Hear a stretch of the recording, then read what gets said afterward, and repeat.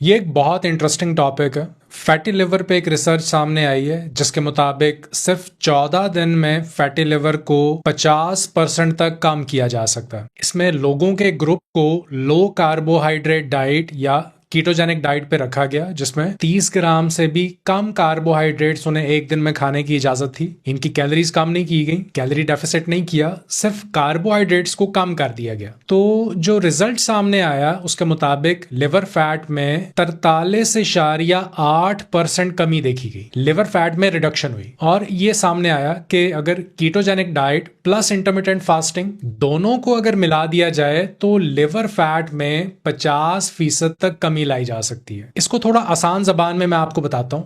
Carbohydrates यानी नशास्ता, मिसाल हम ले लेते हैं छने हुए आटे की रोटी, नान, पिज्जा, समोसा, पकोड़ा, चीनी, चावल, ये सब कार्बोहाइड्रेट्स हैं और ये सिंपल कार्बोहाइड्रेट्स हैं, कॉम्प्लेक्स कार्बोहाइड्रेट्स नहीं है। यानी ये जिस्म में जाके बहुत तेजी से शुगर में तब्दील हो जाते हैं। अब इस स्टडी में कुछ और इंटरेस्टिंग बातें भी सामने आई कि इस 2 हफ्ते में इन लोगों का वजन ज्यादा कम नहीं हुआ। वेट लॉस सिर्फ 1.8% तक हुआ और वेस्ट लाइन पे भी ज्यादा फर्क नहीं पड़ा। अब ये बात दिलचस्प इसलिए है कि अगर आप कीटोजेनिक डाइट फॉलो करते हैं तो जो रिजल्ट्स आप चाह रहे हैं वेट लॉस के, वो 2 हफ्ते में नजर नहीं आएंगे। वेस्ट लाइन इतनी जल्दी कम नहीं होगी और हो सकता है कि आप मायूस होके कीटो डाइट छोड़ दें, इसे क्विट कर दें। तो आपने इसे जारी रखना है। आपको लगेगा कि शायद ये डाइट काम नहीं कर रही, लेकिन पहले आपका जिस्म लिवर फैट को प्रायोरिटी पे रखता है और फिर बाकी फैट्स की तरफ जाता है और फिर वजन कम होना शुरू होता है। इसे डिक्रीज्ड डिनोवो लाइपोजेनेसिस कहते हैं। बॉडी यहाँ पे डिक्रीज्ड डिनोवो लाइपोजेनेसिस प्रोटोकॉल को फॉलो कर रही होती है। डिनोवो लाइपोजेनेसिस एक ऐसा प्रोसेस है जिसमें लिवर नॉन फैट सोर्सेज जैसे कि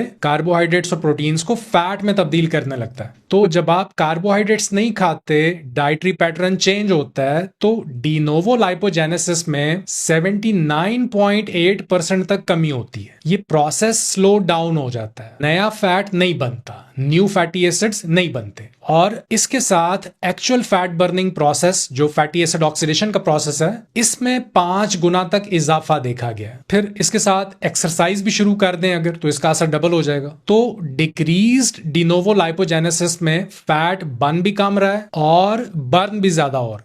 इसके साथ कुछ और इंटरेस्टिंग फाइंडिंग्स भी सामने आई। इस ग्रुप के पार्टिसिपेंट्स की फास्टिंग इंसुलिन में कमी आई, बेटर इंसुलिन सेंसिटिविटी नोट की गई, लेस इंसुलिन रेजिस्टेंस, और ये सब कैलोरी डेफिसिट में जाए बगैर हो। लिवर इन्फ्लेमेशन में कमी देखी गई और फोलेट प्रोड्यूसिंग बैक्टीरिया जो फ्रेंडली जरासीमों का एक ग्रुप है, हमारे गट माइक्रोबायोम का हिस्सा है, जिसमें स्ट्रेप्टोकोकस, ई कोलाई, लैक्टोबैसिलस, इनकी कुछ नई स्ट्रेन्स को बॉडी में देखा गया। यानी फ्रेंडली जरासीमों की तादाद में और इनकी इकसाम में इजाफा देखा गया। अब फोलेट या विटामिन B9 इसे कहते हैं, ये लिवर डिटॉक्सिफिकेशन को, मेटाबॉलिज्म को और बाइल प्रोडक्शन को सपोर्ट करता है और लिवर फंक्शन इंप्रूव करता है। फैटी लिवर की वजह से जो इन्फ्लेमेशन हुई है, जो सोजिश हुई है, उस इन्फ्लेमेशन साइट पे इन्फेक्टेड सेल्स के DNA रिपेयर में मदद करता है, नए सेल्स के बनने में ये मदद करता है। तो फैट मेटाबॉलिज्म अच्छी तरह हो पाता है और ये ब्लड टेस्ट में भी सामने आ जाता है। कीटोजेनिक डाइट में वैसे भी ब्लड में फोलेट लेवल बढ़ा हुआ नजर आता है। अब इस इंफॉर्मेशन को समराइज करते हैं। बैड कार्बोहाइड्रेट्स हमें नहीं चाहिए, कॉम्प्लेक्स कार्ब्स खाने, एक दिन में 30 ग्राम से ज्यादा नहीं खाने, वेजिटेबल कुकिंग ऑयल्स, चीनी, स्टार्च, बेकरी की चीजें ये नहीं खानी, घर में खुद साफ खाना बनाना, साफ इंग्रेडिएंट्स के साथ बनाना, एक्सरसाइज करनी है, सिंपल वॉक से भी आप शुरू कर सकते हैं, फिर आहिस्ता आहिस्ता इसे बढ़ाएं।